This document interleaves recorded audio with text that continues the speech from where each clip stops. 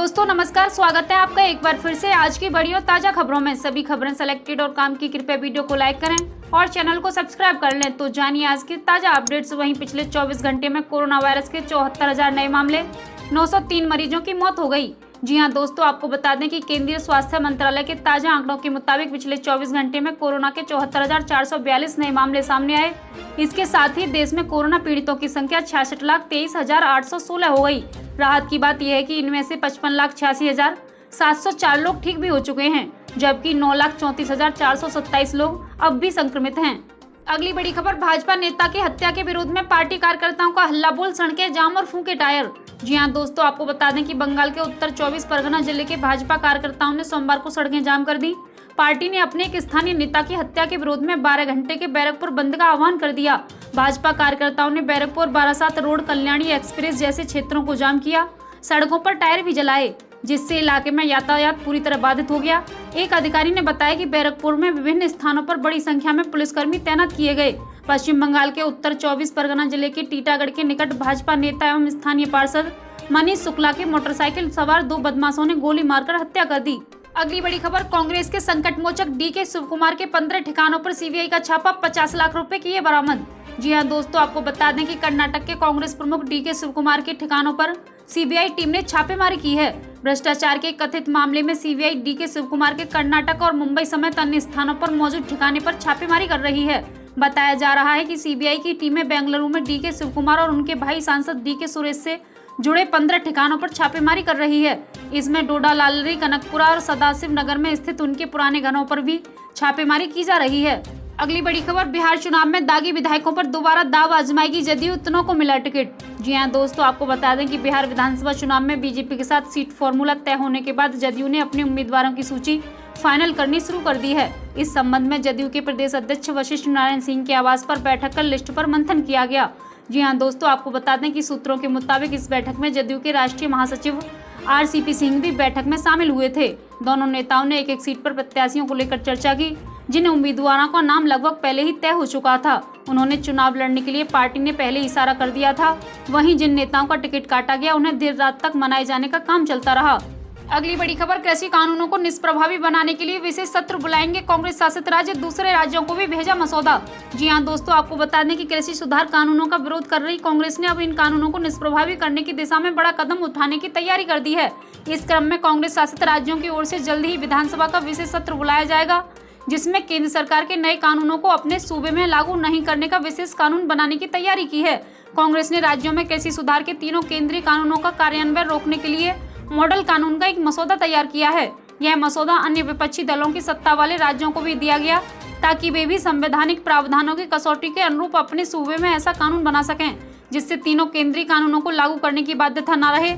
कांग्रेस के वरिष्ठ वकील अभिषेक मनु सिंघवी ने इस मॉडल कानून का मसौदा तैयार किया है। अगली बड़ी खबर, बिहार विधानसभा चुनाव में वाम दलों ने जारी की प्रत्याशियों की पहली लिस्ट, कन्हैया का नाम नहीं। जी हां दोस्तों, आपको बता दें कि बिहार विधानसभा चुनाव में महागठबंधन में शामिल वाम दलों ने अपने प्रत्याशियों की सूची जारी करना शुरू कर दी है। इस क्रम में भारतीय कम्युनिस्ट पार्टी एवं मार्क्सवादी भारतीय कम्युनिस्ट पार्टी ने अपने सभी 10 प्रत्याशियों की सूची जारी कर दी है। उधर भारतीय कम्युनिस्ट पार्टी मार्क्सवादी लेनिनवादी के बाद 19 प्रत्याशियों की सूची जारी करेगी। सीपीआई की सूची में खास बात यह है कि उसके बड़े नेता कन्हैया कुमार का नाम नहीं है। इसके साथ ही कन्हैया के विधानसभा चुनाव लड़ने के कयासों पर विराम लग गया है।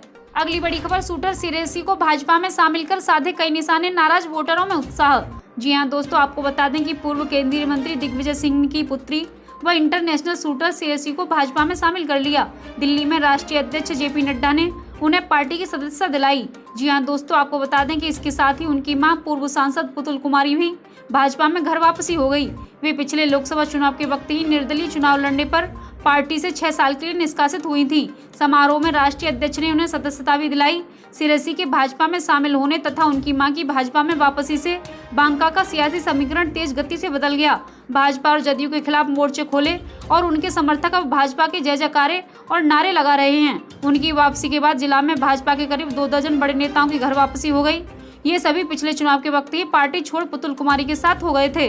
अगली बड़ी खबर, हाथरस कांड में यूपी सरकार को बदनाम करने में विदेशी ताकत और विदेशी धन का उपयोग। जी हां दोस्तों, आपको बता दें कि हाथरस के बुलगड़ी गांव में 14 सितंबर को दलित युवती की बर्बर पिटाई के बाद 29 सितंबर को मौत होने के मामले में उत्तर प्रदेश सरकार को बदनाम करने में विदेशी साजिशकर्ता तथा विदेशी मुद्रा का जमकर प्रयोग किया गया। सोशल मीडिया पर फोटोशॉप के प्रयोग से सरकार विरोधी गतिविधियां बढ़ने के बाद सीएम योगी आदित्यनाथ ने शिकंजा कसा और लखनऊ में केस दर्ज कराया गया, जिसके बाद से साजिश करने वाले सभी वेबसाइट बंद हो गयी और साजिशकर्ता सरकार के प्रहार से बचने के प्रयास में हैं। अगली बड़ी खबर, खेती बचाओ यात्रा में राहुल गांधी ने कहा कि सरकार आम आदमी के पैसों से अडानी और अंबानी का कर्ज माफ कर रही है। जी हां दोस्तों, आपको बता दें कि कृषि कानूनों के खिलाफ कांग्रेस के पूर्व अध्यक्ष राहुल गांधी पंजाब में खेती बचाओ यात्रा कर रहे हैं। राहुल के साथ यात्रा में पंजाब के मुख्यमंत्री कैप्टन अमरिंदर सिंह, पार्टी के प्रदेश प्रमुख सुनील जाखड़, महासचिव केसी वेणुगोपाल, हरीश रावत और नवजोत सिंह सिद्धू शामिल हैं। राहुल ने रैली में कृषि बिल को लेकर केंद्र सरकार को घेरते हुए कहा कि उनकी हर नीति 2 या 3 या 4 लोगों के लिए बनाई जाती है जो उनके मित्र होते हैं। पहले केंद्र सरकार ने देश में नोटबंदी कर दी, इतने से सरकार संतुष्ट नहीं हुई तो उन्होंने देश में जीएसटी लागू कर दिया, जिसकी वजह से पूरे देश को कई परेशानियों का सामना करना पड़ा। अब केंद्र सरकार यह कृषि बिल ले आई, जिसके कारण राहुल ने कहा कि मंडी सिस्टम में कुछ कठिनाइयां हैं जिसे सरकार को सुधारना चाहिए था, लेकिन सरकार मंडियों को किसानों के लिए बेहतर बनाने का काम नहीं कर रही, बल्कि वो उससे पूरी मंडी सिस्टम को ही खत्म करने की कोशिश कर रही है। जिस तरह नोटबंदी के कारण गरीब वर्ग ही सबसे ज्यादा प्रभावित हुआ था, वैसे ही सरकार के इस कृषि बिल से देश के किसान सबसे ज्यादा प्रभावित होंगे। अगली बड़ी खबर, रणदीप सिंह सुरजेवाला का बड़ा बयान, सीबीआई सरकार के हाथ की कठपुतली चुनावी हथियार के रूप में हो रहा इस्तेमाल। जी हां दोस्तों, आपको बता दें कि कांग्रेस नेता डीके शिवकुमार और उनके भाई डीके सुरेश के ठिकानों पर सीबीआई की छापेमारी को लेकर कांग्रेस पार्टी ने भाजपा सरकार पर हमला बोला। कांग्रेस का कहना है कि सीबीआई सरकार के हाथों की कठपुतली है, जिसका इस्तेमाल चुनावी हथियार के रूप में किया जा रहा है। कांग्रेस प्रवक्ता रणदीप सिंह सुरजेवाला ने सीबीआई की छापेमारी पर सरकार को निशाने पर ले लिया और कहा कि जांच एजेंसी मोदी येदियुरप्पा के हाथों की कठपुतली है। हालांकि उन्होंने यह साफ किया कि कांग्रेस पार्टी इससे डरने वाली नहीं है। यह सब चुनावी हथकंडे हैं जिसे भाजपा सरकार चुनाव नजदीक आते अपनाती रही है। अब सभी दल इसके आदी हो गए हैं। जी हां दोस्तों, आपको बता दें कि राजनीति और लोगों को गुमराह करने की कोशिश करती रही है भाजपा। डीके शिवकुमार के घर सीबीआई छापेमारी पर उपचुनाव की तैयारियों में अड़चन पैदा करने के लिए एक कोशिश है। भाजपा के इस कदम की जितनी निंदा की जाए उतनी कम है।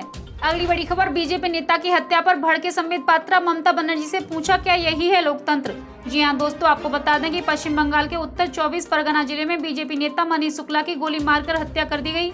इसके बाद से पार्टी राज्य की ममता सरकार पर हमला बोल रही है। इस बीच बीजेपी ने मनीष शुक्ला की हत्या की जांच केंद्रीय जांच ब्यूरो से कराने की मांग करते हुए मुख्यमंत्री ममता बनर्जी से पूछा, जिस प्रकार राज्य के बाहर हुई घटनाओं के दौरान वह अपने नेताओं के प्रतिनिधिमंडल भेजती हैं, क्या उसी प्रकार वह भाजपा पार्षद के घर जाएंगी।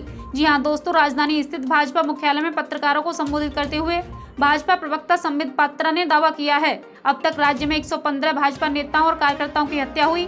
उन्होंने कहा कि राज्य की जनता लोकतांत्रिक तरीके से इसका जवाब देगी।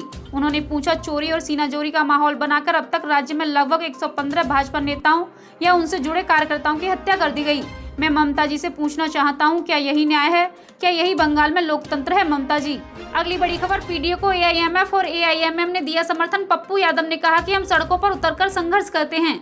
जी हां दोस्तों, आपको बता दें कि जन अधिकार पार्टी अध्यक्ष पप्पू यादव ने रविवार को कहा कि उनकी जाप और उनकी पीडीए गठबंधन घरों में बैठकर ट्वीट नहीं खेलते, बल्कि सड़कों पर उतरकर संघर्ष करते हैं। ऑल इंडिया माइनॉरिटी फ्रंट के राष्ट्रीय अध्यक्ष व पूर्व सांसद एसएम आसिफ और ऑल इंडिया मुस्लिम मजलिस के राष्ट्रीय अध्यक्ष वसी अहमद द्वारा पीडीए को समर्थन देने के लिए आयोजित कार्यक्रम के दौरान उन्होंने ये बात कही। पप्पू यादव ने कहा कि एनडीए या महागठबंधन या छोटे दलों का सम्मान नहीं किया जाता। महागठबंधन में कांग्रेस की जिम्मेदारी थी कि वो छोटे दलों की हिफाजत करती है, मगर पार्टी ने ऐसा नहीं किया। उन्होंने विकासशील इंसाफ पार्टी के मुकेश सहनी और रालोसपा अध्यक्ष उपेंद्र कुशवाहा के बारे में कहा कि उनके लिए पीडीए का दरवाजा खुला है। इस अवसर पर Arjak Adhikar Dal, Azad Bharat party, Indian business party, social Samaj party, Rashtriya Jan उत्थान पार्टी, पिछड़ा समाज पार्टी और भारतीय संगम पार्टी ने भी पीडीए को समर्थन देने की घोषणा की है। अगली बड़ी खबर, बिहार विधानसभा चुनाव पर बीजेपी जदयू में सीट बंटवारे के इस फॉर्मूले पर बनी सहमति। जी हां दोस्तों, आपको बता दें कि बिहार विधानसभा चुनाव में भारतीय जनता पार्टी और जनता दल यूनाइटेड जदयू के बीच लोकसभा चुनाव की तर्ज पर 50-50 के फॉर्मूले पर मंथन हुआ है। सीटों के बंटवारे पर लगभग सहमति बन जाने की खबर आ रही है। बिहार विधानसभा चुनाव को लेकर भाजपा मुख्यालय पर हुई केंद्रीय चुनाव समिति की बैठक में पहले चरण की सीटों के उम्मीदवारों के नाम पार्टी ने तय कर लिए। बीजेपी आज प्रेस वार्ता कर उम्मीदवारों को पहली सूची जारी कर सकती है।